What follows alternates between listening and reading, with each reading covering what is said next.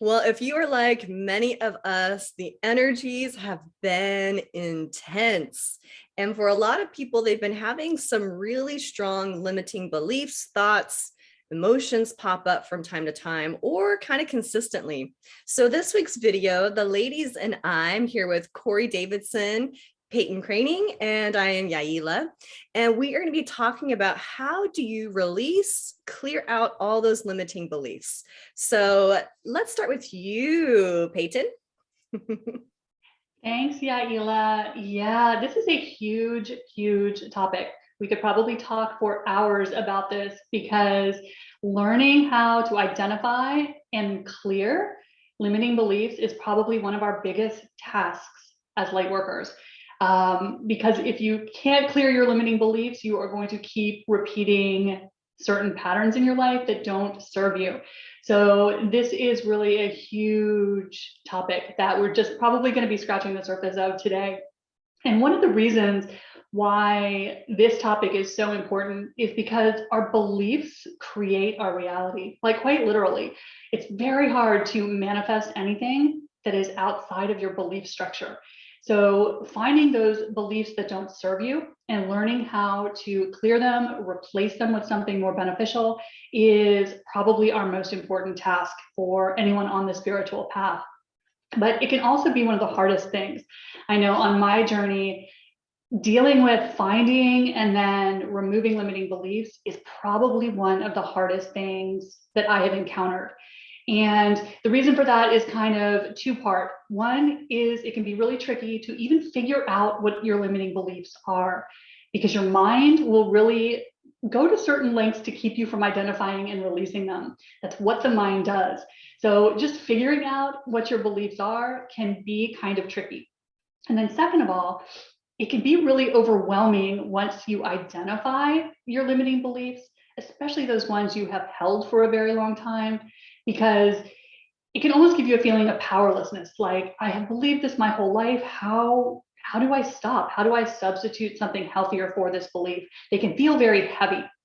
So for me, when I come at the issue of working with limiting beliefs or helping clients on limiting beliefs, the first step for me is always identifying the belief. So how do you do that? Well, one of the ways that I have found to be really helpful in identifying beliefs is to pick an area of your life that isn't working. We all have at least one. And start to write down just on a piece of paper or just in your phone, tell the story of that situation, whatever is giving you grief. Just write a paragraph or two out and let yourself be totally honest what is going on, what your feelings are around it. Just blurt it all out on paper. Because what will happen when you go back and look at what you've read, it'll be easier to identify what you have said that is based on lack and limitation. And that's kind of how we find limiting beliefs. So just take a look at how you've described this situation, and you can probably identify several limiting beliefs right on the paper. And so that is a great practice because it gets things out of your mind and onto paper, onto something you can see. Then you can start to work on what you've identified. So that is a great tool to use to kind of start figuring out what is behind some of the chronic issues in your life. And then as you're looking through what you've written, look for anywhere where you're coming from an energy of lack, limitation, or separation. So that's a great tool, and you'll probably find at least 5 just from this exercise. So it's a really handy, quick way to get to the core of what's going on with some of your more troubling issues in your life. Now, if that doesn't work for you, and one of the reasons identifying limiting beliefs can be so tricky is because some of the most challenging ones are hid very deeply in our unconscious. So we can actually believe things and not know we believe them. Or even worse, and this has happened to me, we can believe things and think we believe the opposite. So that is where we can have things at an unconscious level that we don't know we're holding on to, whereas our conscious mind is thinking something very different. And so this is one of those reasons why this is such an important practice, because as long as you have beliefs operating that you aren't aware of, they're going to continue to mess up your life. if they don't serve you. So identifying your beliefs is the most important step. And if you're having trouble with this, and this can be a difficult process, I have had several, earlier in my path, it would take me years to really get to the core of what my limiting beliefs were. And because of that, if you're struggling to identify your beliefs, it can be very helpful to work with an intuitive, like one of the three of us, someone who can help you see what you can't see. Because a lot of times we have blinders around our beliefs.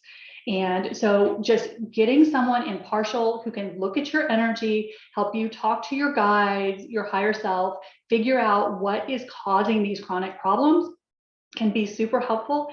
And it really can take years off your learning process. So don't be afraid to get help from someone if you're having trouble identifying your limiting beliefs. So once you've identified them, the second step of the process, of course, is what do you do about them? How do you release them?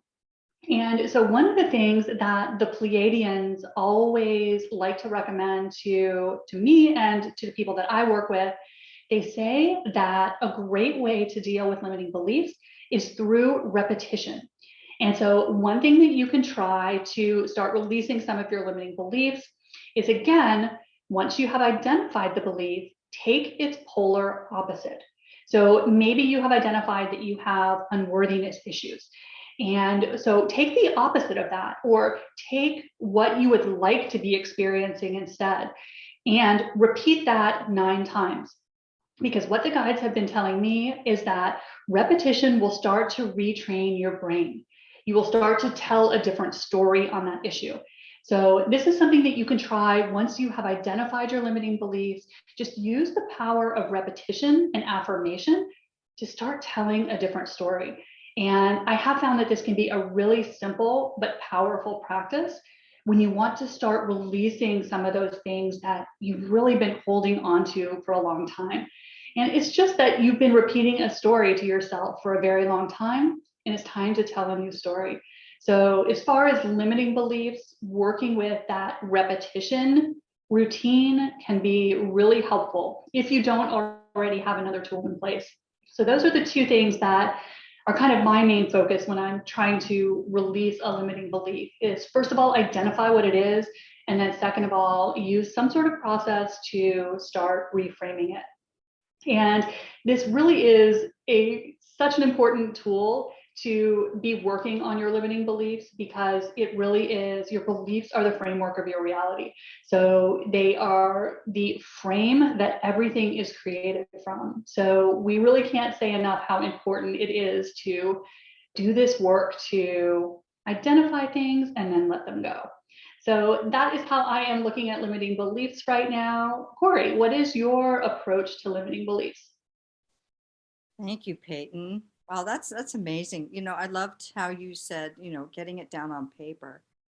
I did do an exercise quite a few years back where I did write down all of the beliefs that I was brought up with, and then wrote down whether I still believed that or not. And that was very eye-opening for me. I've always been a rebel. So, and so growing up with the beliefs that I grew up with, I always had that little thought in my head where I didn't quite believe it or questioned it. But I wasn't allowed to verbally question it. So I've been a seeker really my whole life, because things just didn't seem right to me. So on the journey of seeking and starting and doing energy work, one of the wonderful experiences I personally had was that I had been working with belief. This was before I did the writing, but I had done a lot of the therapy and some other forms of writing and on beliefs. So it's been a long journey, chipping away a little bit at a time. And it wasn't until I got my, first experience at energy work that was life changing for me. Was that I had the beliefs, and yet I was starting to create my own beliefs. The limiting beliefs are, um, I can. We always say your body never lies to you, and but I was discovering, my own beliefs, but there was a charge in my body with some of those limiting beliefs that were keeping me stuck, that were they were creating PTSD. And when I had my first energy healing and the charge of the limiting beliefs were taken out of my body, I I was neutralized and I was shocked. Of course, see, I've always just been guided, not knowing what I really need, but just going, okay, God, universe, whatever it is, you know what I need better than I do. And I just help me to see it. And I got led to an energy healing, and that was huge. And that for me too unfolded a lot of the process of the deeper limiting beliefs. Um, you know, um, growing up, whenever I was, for me, what identifies limiting beliefs and, my clients and students is obligation. I know that when that feeling of obligation comes in, there's a belief connected to it. Like I feel obligated to do this or obligated to do that. And then it feels uncomfortable or resistance in my body. Like, ugh, all right, I realize that's a limiting belief. And that was a little bit further in the journey, but I started to realize connecting the dots. When I felt obligated to do something, and I had a lot of that, and still to this day, when I feel that obligation and that resistance, I go up. It's a limiting belief, and I need to sit with it and see where it is in my body. And we call core pictures. It's always connected to what's called a core picture, a belief that's limiting me to fulfill my own beliefs and the life that I want to live. And so with my clients and my students, oftentimes it comes in the form of anxiety, maybe anxiety connected to an obligation. So I know that when I have clients come to me and they feel obligated, they have to do this, they have to do that, they have to do this, I know that to look at the limiting beliefs. And the energies have been so strong as of late. This is the year 2022. The energies have been really strong.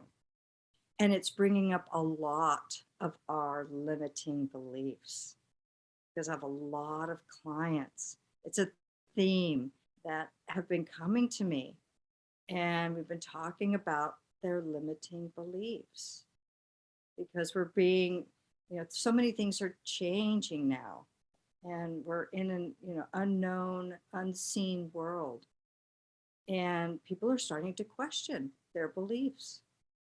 And so it's been a theme lately, and it is really important as a light worker, as even as a human being, really. At some point in time, quite possibly in our lives, we want to go over our beliefs so that we can lead our own lives and the way that we want to live them, being sovereign in our own lives. And it's really important. They're blocks. The limiting beliefs are blocks in our body and our minds. And I've always questioned the beliefs that was brought up with. So I had to um, find other ways to navigate around those limiting beliefs, like the feeling of obligation or the feeling of anxiety. Um, but, the inner work is really important. And limiting beliefs is a big, like Peyton said, it's a big one. It's really big, especially if you're a light worker, a star seed, an energy worker, energy healer, any of those spiritual modalities that resonate with you. In order to explore more and seek more, I think is part of the seeking as well. The limiting beliefs that hold us back from living our true lives that make us happy for ourselves. I think that's about all I have. How about you, Yaila? Thank you, Corey. And Peyton, I love what you both were sharing as far as, ways to kind of identify limiting beliefs and some steps that you can take with that. Some things that I would add to it. I think one of the biggest, beyond doing some shadow work or writing down my limiting beliefs and kind of having the mental connection to switching those limiting beliefs. And I love what you were sharing too, Peyton, with, the beliefs that we have are basically just thoughts that we've thought over and over and over again. So the guidance from the Pleiades were to start repetition, new thoughts that you want to believe, because once you think those over and over again, you will form new beliefs. I took an endurance course, and it was basically to help me move through some stuck patterns that I had. And the whole premise behind it was how you do one thing is how you do everything. And I wasn't really a runner, didn't really have an intention to run a lot, but the whole concept of the program was to clear what limiting beliefs you had through an endurance sport, so you could watch kind of those habits of that self-talk that you had. So one suggestion I would add to what the ladies already added is, if the mental approach for you has not worked yet, or not to the extent that you're looking for, again, use your body to guide you and help you move through stuck energy. Because what I found was, as I was slowly training myself, I connected to, why do I want to change this particular belief? And I picked something specific that I was wanting to change. So instead of trying to tackle all of the beliefs at the same time, maybe just look for a major pattern that you're wanting to shift. For example, for me at the time, I wanted to be someone who actually finished something that I started, because I noticed I had a really bad habit of starting things and then getting it swirly, or starting too many things and nothing would ever get completed. And I started to lose my confidence in myself for what I thought I could actually accomplish. And so the limiting aspect that I had for myself, I wanted to shift to be a consistent person who finishes things. I wanted to show up consistent in my life, to really shift where I gave my word to. And through the endurance sports, I, laid out a plan. I stuck to the plan. I had a way of visually tracking the plan. And what happened when I used my body to show me the limiting beliefs, at first you kind of identify, yeah, this is annoying, this is painful, can't do it.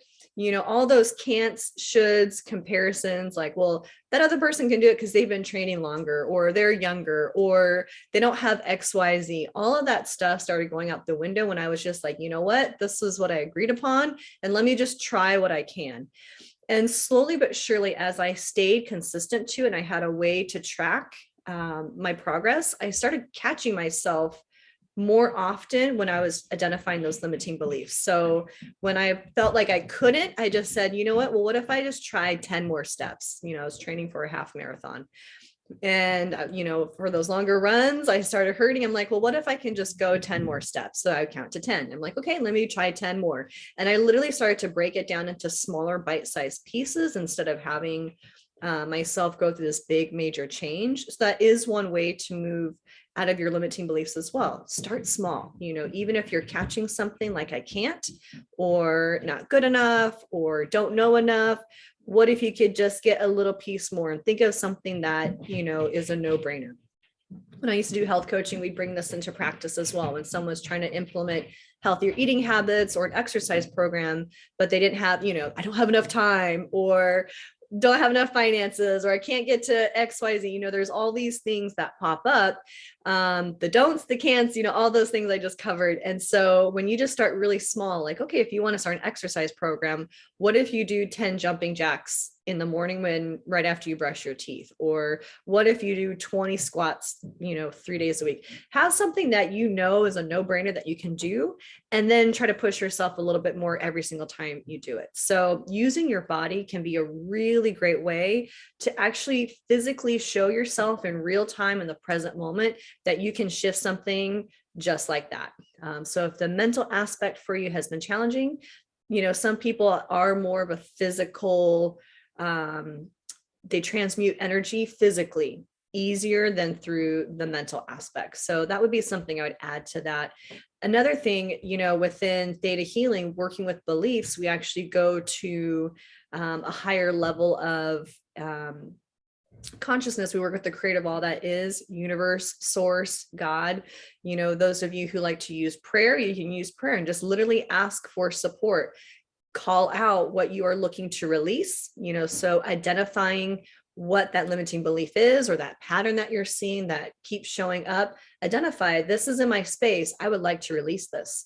And then when you think of what you want to call in, what you would like to have more of, and ask for that support. And so in theta healing, when you work with a practitioner who can help you move through this energy, you're basically pulling all of those, because every core belief has all these other beliefs connected to it. It's not just the one, but it's like all these other ones that get stacked on top of it. So when you identify one, see what else comes up for yourself. And your intention is powerful. It's one of the biggest things that the three of us teach when it comes to intuitive work or energy work. What you say you want in your space, what you don't want in your space, actually will follow your lead. There's a reason why they call it spelling. There's a saying out there, words are, you spell because your words cast a spell. Your words set the frequency, set the tone, set the energy for what you're wanting to create. So as you are talking to your subconscious mind, your conscious mind of like, I'm ready to release this, and you can visualize, wherever that belief is at, wherever it's blocking you, you can literally visualize it leaving your body in some way, shape, or form. And then you can visualize calling in what you want. And what would that look like? What would that feel like? Bring yourself to those places where you actually want to be, and then get curious about, how can I get there? What's one easy step I can take right now to get me closer to that aspect? So the piece I would add is bring in your body, in addition to the mental aspect, and bring in your imagination, because your imagination is powerful. It's what your intention, again, your intention alone is what really matters. Your brain, your subconscious, the language that it speaks in literally is through pictures, symbols, and colors. Your body feels the vibrations, the emotions. And so when you can pull in those additional pieces to what your mind is already doing, you have a winning recipe for success. So that's what I would add. But ladies, anything else you want to add when it comes to letting go of limiting beliefs? All right. Well, I hope this was helpful. We hope this was helpful for you. Again, if you like to show your support, if this was helpful, having more videos like this, please give us a like, share, comment. We really do appreciate your support. It does help us get these videos to reach other people who we feel it could help as well, or who are looking for this information like you. So thank you so much for joining us. We will see you next week for a new topic, and have a great day. Bye.